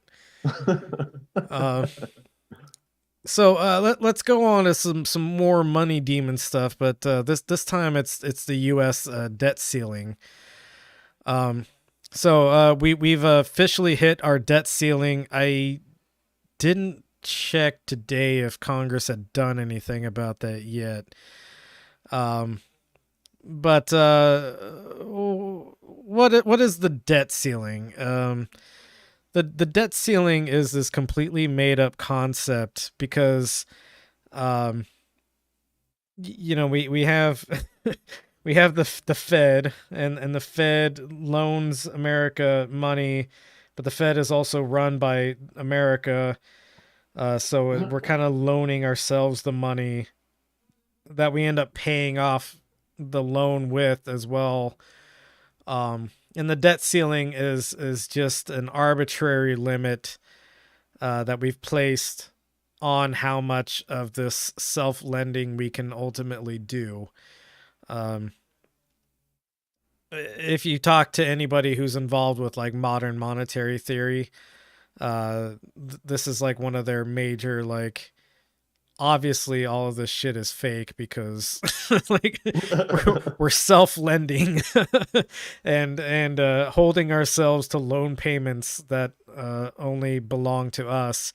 A lot of people will say like, oh, all that debt is owed to China. Actually, that's not even remotely true. It's like an insignificant portion of debt is actually owned by China in any way. Most of what we owe money to is our own monetary institution that we created. So go ahead and scroll down a little bit. Because hitting the debt ceiling for, again, which is an arbitrary thing set by Congress, hitting the debt ceiling has a bunch of negative effects. Lots of people argue that these negative effects shouldn't actually exist. Because again, the debt ceiling is arbitrary, and a lot of the things that supposedly are affected by this, a lot of what is claimed to be like a adverse effect of not being able to pay back our debt to ourselves again, is things like Social Security, federal employee wages, stuff like that, and despite the fact that like there's a bunch of like, I guess, competing laws in the country that say things like Social Security is an obligation of the government. The government also has an obligation to pay off its own debt. Somehow these two laws can't exist in harmony. And of course, the default is to always, threaten the people who live off of things like Social Security. So what's happening in Congress right now is Republicans are saying that they'll only agree to expanding the debt ceiling if there's also a reduction in spending. Why this doesn't make sense is somewhat obvious if you think about it for a bit, which is that you can't reduce how much you spend on things, really, because everything, and especially when everything is having this inflationary price associated with it as well, you necessarily have to spend more. Inflation also exists kind of like as a background accumulation over time, regardless of like whether or not your economy is doing good or bad. Inflation kind of always happens because more money is being printed every day. So, you know, the value of the dollar is going to keep sinking one way or another, which means that you have to spend more dollars to get the same thing that you would normally, you know, spend less for, right? So, Sure. sorry if I've lost you here. I mean, none of this makes sense, really. You just sound more and more like a witch. Yeah. Well, that's why I call this money demon shit, because it's really just like satanic rituals of money, right? Yeah. It's witchcraft associated with money. It's self-referential. It works because it has to, and also because we made it up this way, sort of situation. Yeah, so you know, Republicans are saying, "Oh, we've got to spend less," but you know that's not going to tie into, like, I don't know, taxing corporations like a fair amount instead of giving them massive tax write-offs. It's not going to involve taxing the rich or anything like that. They just want to spend less. They want to give you less government services. They really just want to cripple the very few things that the state does that have a positive impact on your life. When you reduce spending in this way, you essentially further degrade infrastructure, further degrade any kind of relief that can be given to struggling people, any kind of subsidies that struggling people might be entitled to. It really just has a detrimental effect, and yeah. We really actually need to spend more on social services, and maybe less on things like the military would be neat. But yeah. So I wanted to go to those bombs. Those bombs yeah. are gonna feed us in the future. Go ahead and go to the next link, because this article lays out a couple of like key things that can be affected by the debt ceiling being hit here. So go ahead and scroll down. Keep going. All right. So one of the three ways that this can affect the economy is stock swoon. And this article says, if there's one thing the stock market dislikes, it's uncertainty. The longer negotiations over the debt ceiling continue in Congress, the more caution will be voiced by Wall Street about the potential for a worst-case scenario outcome, an unprecedented default on U.S. debt.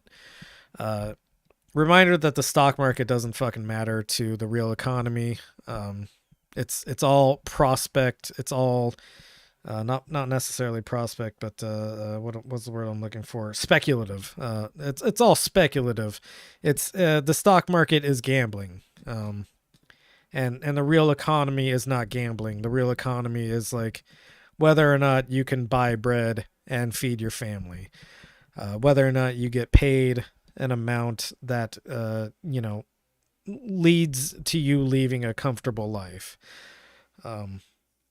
And the stock market has some impact on that, but only because all of the corporations are involved in this massive gamble. And whenever the gambling doesn't go in their favor, they start cutting costs in other ways, like firing people or outsourcing jobs to other countries that are cheaper, etc. Everything to improve their profit margins and keep gambling in the market in this way. Go down to the next item here. Surging borrowing costs, which is a thing that definitely affects people, because more and more people are having to borrow money in order to pay for their basic needs. The buy now, pay later option on a lot of apps where you can buy food is getting used more often, studies have shown.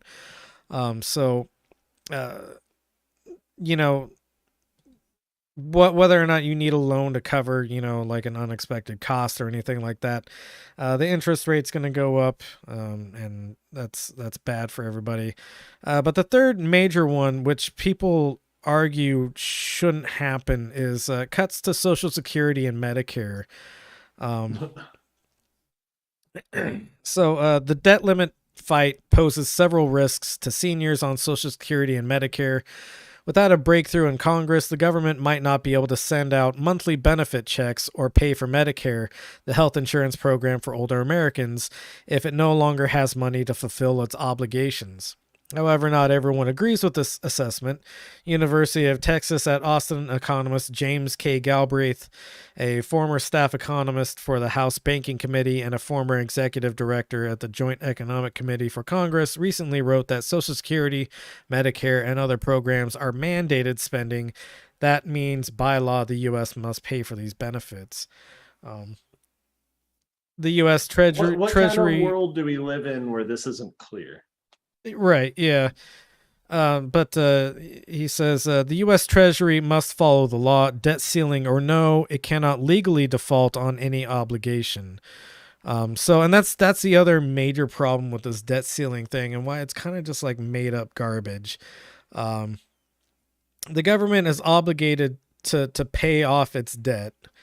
The only way that it can pay off its debt is by borrowing more money from its own monetary system. But like somehow it takes an act of Congress, like a literal act of Congress to raise the debt ceiling so that we can keep borrowing from ourselves. But anyways, more money demon shit. Love it. Hate to see it. Etc. I did mention that this is probably going to be a shorter episode tonight, so I did want to get into a couple of fun little things. Go ahead and go to the next link. Before the fun. Oh, okay. Go ahead. It's a short episode. Can we take a bathroom break? Sure. Yes. My liege. Yes. My squire. I don't know what to call you. Peasant. Surf? Peasant, yes, surf. All right, we will take a little wee break and be right back.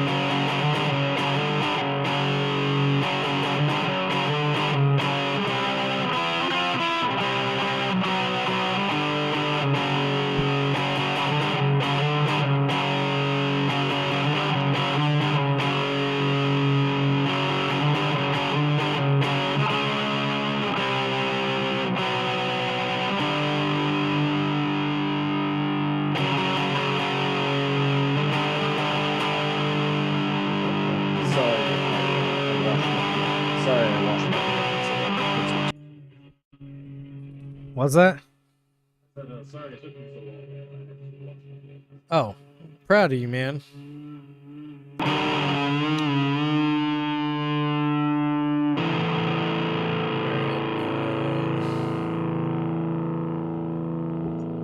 Okay, we are back. You will all be glad to know that John washed his hands, apparently. Yeah, we're always waiting on me to come back. I'm always the last one back. The First time only for excuse everything. is oh, did I say first? I meant last. No, I'm just kidding. No, I was saying you washed your hands for the first time. Oh, yeah. Yes, it's fine. Let's go ahead and go to our first fun link to end everything on. This is riot police in Germany. So there's a German town that back in 2013, the German government decided to okay a coal mine in the area. The town doesn't seem to want this coal mine to happen because it's a coal mine and coal sucks. And so, you know, people have been protesting it because I guess now the coal mine is like actually being built, or they're attempting to start building it. And this is you know, the German police seem to be much softer than American police are, but you know, we're still. The Germans, they just have rules about what police are allowed to interact with you. The Germans have very, very serious murder you police. Of course, yeah. But they're actually known worldwide. Yeah. I mean, famous for their police state. Yeah, no, like it's crazy. The like the level of like breakdowns of types of cops they have. Yeah. But these particular cops, I think the riot police that Germany has are a little bit less violent than the American police. But that doesn't mean that you know, they're any better. That doesn't mean that we should like them either. But this is just to preface. I mean, this video should just have yakety sax playing in the background. It doesn't. But go ahead and play some of this, and go ahead and turn the volume down because we don't really need the sound on this one. It's actually like choppy wind in the background. But go ahead and watch this, and we'll narrate it a little bit. So this is a bunch of cops who literally got stuck in the mud. Oh my god, it's like I mean, there's no greater like. These are pigs rolling around in the mud, right? That's exactly what this is here. They're getting repelled by people throwing mud. Yeah, people are slinging mud at them. They're getting stuck. There's this guy dressed up as a wizard who's like fucking with them. Not stuck in the mud. Not stuck in the mud. He's somehow able to step in the mud and not sink into it. I think it's probably because he's not wearing like a shit ton of gear. I mean, he's taunting them. He's like walking around in circles around. Like, look, guys, I can walk in the mud. But yeah, I mean, this one particular cop here like needs serious rescue. He's got several people trying to help him out of the mud, and he's just wriggling around in it. Oh my gosh! Yeah, what a dirty little pig! Dirty little pig! Oink when you wiggle in the mud. And then, you know, the guy that helped that cop out of the mud is now stuck in the mud himself. Oh yeah, he pushes him over. So pretty fucking hilarious. I mean, it takes them forever to fucking rescue each other out of a little bit of fucking mud. Like, come on, guys. Which is hilarious because they just want they're because you know the police, they always try to like claim territory, you know, when they could just, you know, like, because you know, if they're there for protection, you know, like I guess hypothetically fucking you should not let somebody burn something down or whatever. I guess yeah, but like you don't have to like fucking like assault the area for more and more fucking territory, you know? Yeah. Like they have perfectly stable ground fucking 15 feet behind them. And another funny thing is you got this this cop raising a fucking riot shield to Getting weighed protect down by against mud the clods. yeah to protect against the dirt clods that are being thrown at them. You've got a fucking helmet with a face with a face shield and definitely a bulletproof vest on, and you're gonna hold up a fucking riot shield for some dirt clods. Like, come on, man. I mean, and he's probably just gonna get more caught up in the mud. Like fucking like Yeah. his arm's gonna get tired. Which, you know, I think this just goes to show that the protesters here in America, like they just need to bring a lot of fucking mud. Yeah, just You get know? some dirt wet. Yeah. It'll stop. I don't know. It looks like basically every cop that tried to walk on it. So that's our first fun link. Go ahead and go to the next one. Which is more information about George Santos is coming out. It's incredible how many more lies are stacked on top of lies with this guy.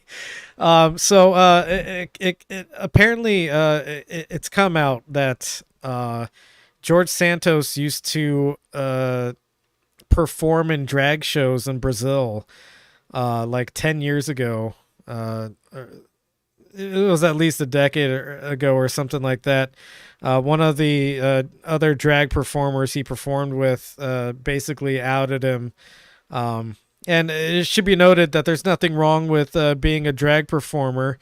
But George Santos is a guy that's aligned himself with a bunch of anti drag show, anti trans, anti anything that isn't straight white Americans, members of Congress, right?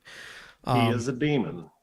Yeah, he's really a deranged individual because, you know, it turns out before he really entered public life as a politician, he was himself a drag performer.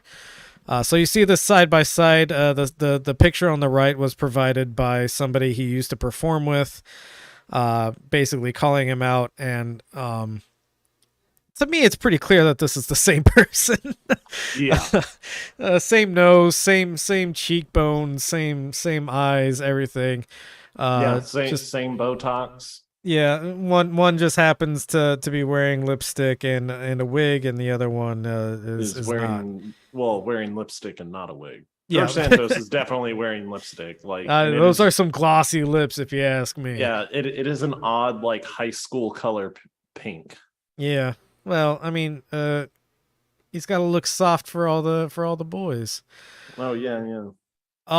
So yeah, as this tweet notes, Santos has been criticized for his alignment with Republican leaders who say drag queens are grooming kids and supporting Florida's "Don't Say Gay" bill. So weird that he used to perform in drag, and you know there's so much shadiness around where he got all of his money to run for Congress in the first place from. And then I think this is also the thing that he like has actually denied. Yes, he's denied this, but it's pretty clear that this is him, and we'll go into a little bit more evidence for that in a minute. But I wanted to point out. Oh yeah, they found out his real name too, right? Well, I mean, or what might be his real name. define real. So before we get into that, another thing I wanted to note is, despite the fact that he's being caught in all these fucking lies, and despite the fact that he's a freshman congressperson and really has not divulged any sort of platform for what he really wants to do in Congress, he's apparently been given a bunch of like congressional committee appointments by the Republican Party. So it's very suspicious that he came into all of this money to run for Congress, has done so much lying to like get into the position that he's in, you know, pretending to be Jewish, pretending to be a cancer survivor, I think was one of the things that he did. Jesus. Yeah, it was some form of like brain cancer he claimed to have on a talk show. I think he still has it. Yeah, obviously something's not right in this guy's head for sure. So you know, he's lied about all these things to like garner sympathy, gain support. Another lie that he was caught in recently was he claimed that his mother had died during 9/11. His mother actually died in 2016. I'm not sure what day in 2016. Maybe it was his personal 9/11 when she passed. But did not actually die in the Twin Towers. There's what was it? Like customs. Oh, well, so they found out about that after he lied and said that, well, she died from health or related causes to being at 9/11. That's how he justified. Yeah, and it turned out she wasn't even in the country during 9/11. Yeah, she was in Brazil or something. Yeah. So just lie on top of lie, and it's really deranged and baffling how deep some of this goes. So go ahead and go to the next link, because one of the things that's been found out about him is he used to go by the name Anthony DeVolder. That's what it was. Yeah. And before the Botox. Yeah, before the Botox. So George Santos appears to admit drag queen past in Wiki post. A user with the name Anthony DeVolder wrote in 2011 that they won several drag pageants. Anthony DeVolder is a Santos alias. I love that we have a congressperson who has aliases. Yeah, so embattled Representative George Santos has claimed that reports and videos documenting him performing in drag are both outrageous and categorically false. But nearly a dozen years ago, Santos himself appears to have confirmed that he participated in drag shows while he was a teenager living in Brazil. Go ahead and go down. A Wikipedia page accessed by Politico shows a user named Anthony DeVolder, a Santos alias, writing that he started is spelled with two T's, well, three T's actually, so a T extra in that one. Started his stage life at age 17 as an gay nightclub drag queen, and with that one, several is missing an E, gay beauty pageants. Pageants is also spelled incorrectly. So 12 years ago, George Santos, aka Anthony DeVolder, aka God knows who else, he used to go by the name Kitara something when he was in drag shows. So a couple of names here, but the wiki biography was last edited on April 29th, 2011. It contains basic information that matches up with the newly sworn in congressman, including DeVolder being born on July 22nd, 1988. Oh God, he's the same age as me. To a Brazilian family with a European background. Go ahead and click on this Wikipedia thing. I think you can expand that picture right there. Oh, did they get rid of it? Oh. Yeah, scroll down. See if they... Oh, man, that sucks. They got rid of it. So, yeah, Santos has used the name Anthony DeVolder elsewhere for online accounts.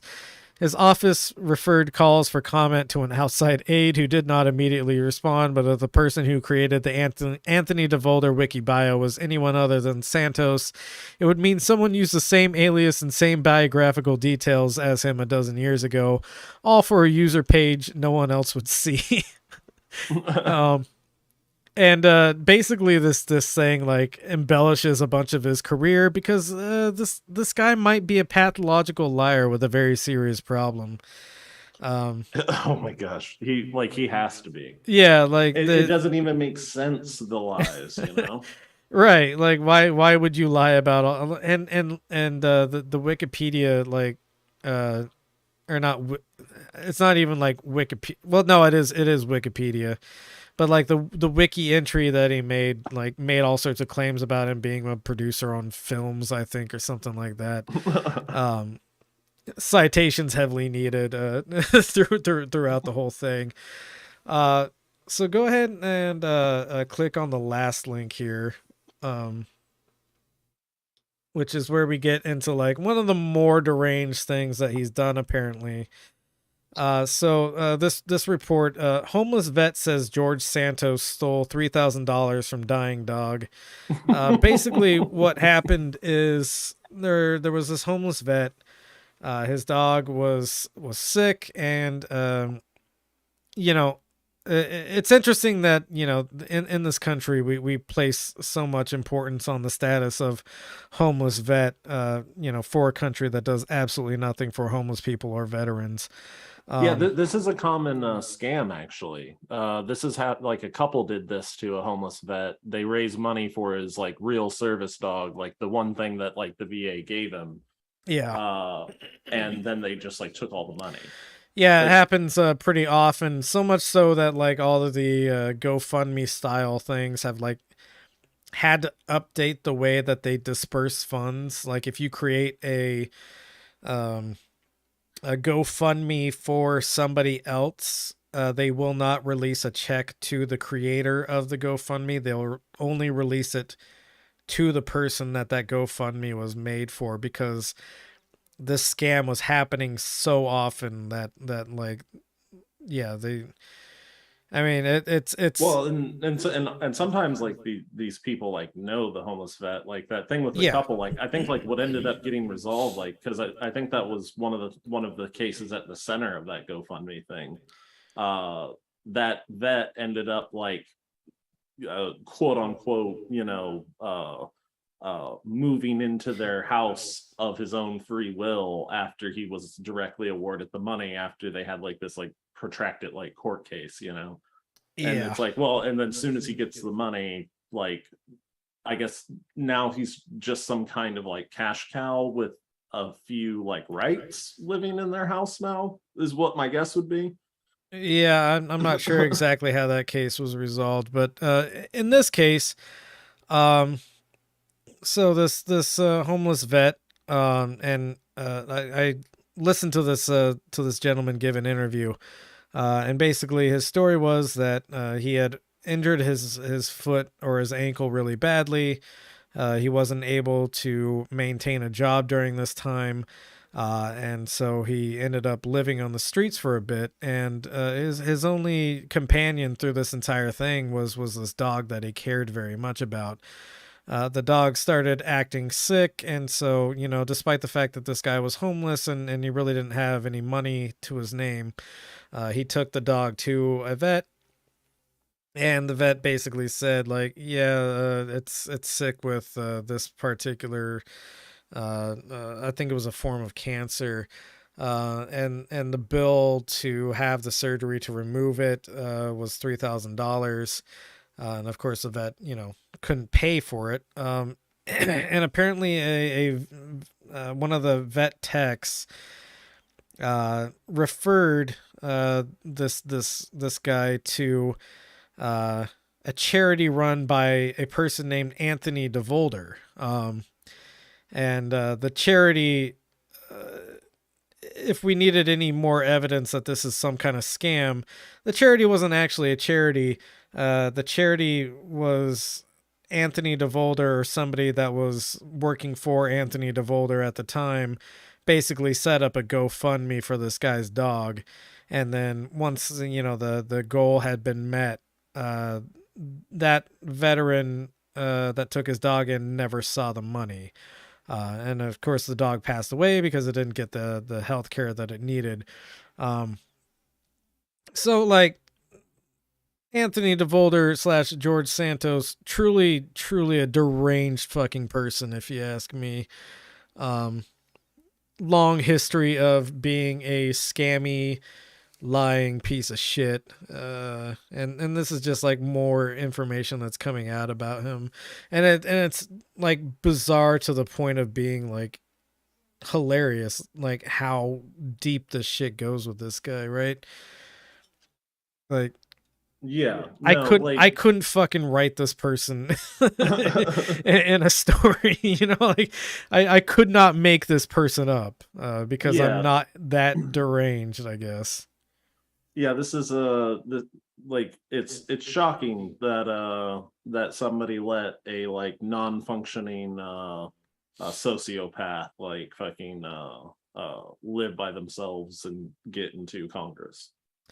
Yeah, I mean that's really like Like how this guy has not been like forcibly committed is like beyond me. yeah, and you know a bunch of what do you call it? A bunch of his colleagues, Republican colleagues, have basically called for him to resign, and he's having none of it. Yeah. And you know I somewhat respect the The grit. well I respect the dedication, the dedication and the stubbornness. But yeah, that's about all I can say for that guy is he's really going all out. Yeah, It- full demon. full throttle, can't stop fucking lying. I mean, you know, somebody's got to know what his real name is, right? Right. I saw another thing. His one of his old roommates was interviewed, and they It was said like, that even I don't know his name. yeah, exactly. He was like, yeah, at the time he went by Anthony DeVolder, but I don't know what his real name is. Sometimes it was George Yeah. or some shit. Yeah. Yeah. He's like, but never Santos. Like that one's new to me.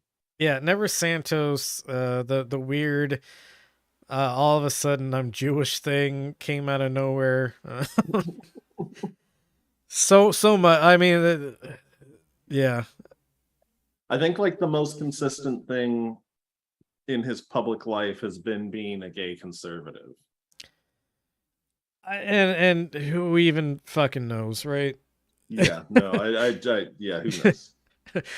Who even fucking knows at this point? And maybe, you know, maybe it's true that that he is some form of queer identity, because I mean it seems apparent that he used to perform in drag shows, and one of them specifically was a gay beauty contest. So that's not just me equating drag performers to being gay. That's Yeah, he was performing in explicitly gay beauty pageants. Yeah. Well, unless he lied about that to get into the gay beauty. Yeah, pageant. and Yeah, again, like, it's yeah. like, How like many he- layers are we on? yeah, like he didn't want to go maybe the gay beauty pageants there's more prize money than the beauty pageants with straight drag queens. I don't know. So yeah, truly baffling. Wanted to end this one on a fun note, as we always try to do. Who is George Santos? Yeah, I think anytime someone says George Santos, like they should be obligated to put quotation marks around it. The demon allegedly known as George Santos. I love when like it's going to turn out that George Santos has been like elaborate like an elaborate hologram this whole time. George Santos never actually existed. It's been a CIA psyop this whole time. They've been testing out their hologram projection technology. they tortured an AI fucking by making it live on Twitter. Yeah, until that's why George Santos. I think we came to the same conclusion last time. That's why George Santos doesn't know who George Santos is. He's been tortured in a CIA like experimental program for so long that he no longer knows what his own identity is. So yeah, let's go ahead and end it there. I mean, the CIA put bombs in cats' butts. I wouldn't put it past them. Yeah, it's not the most deranged thing they've done is making George Santos. It's actually pretty tame, all things considered. Yeah. So yeah, we'll end it there. Truncata Workshop run by Danko. We are officially kicking off the new I guess we call it like semester. Not really a semester, but The closest new season. closest equivalence, I guess, is what we could call it. He's prepared a syllabus that he's going to release to all members of the Truncata Workshop. You can access that by going to the Truncata Patreon page, which is TRUNCATA. So patreon.com/TRUNCATA. As for this particular program, the Benzo Rehab Dungeon is and always will be a free broadcast. However, if you would like to donate to this project, if you enjoy what we do, you find us entertaining, funny little clown guys, you can go to patreon.com/Benzo Rehab Dungeon, and you can give as much or as little as you like. It doesn't really change the content you receive access to, because I don't believe in paywalling things like this. Also, I would probably be doing this anyways, regardless of whether or not I was getting any kind of monetary assistance with it. So yeah, all that being said, as always, we love you very much. Please take your medicine. Take Danko's too, and share your Lucy's with your friends. Ooh.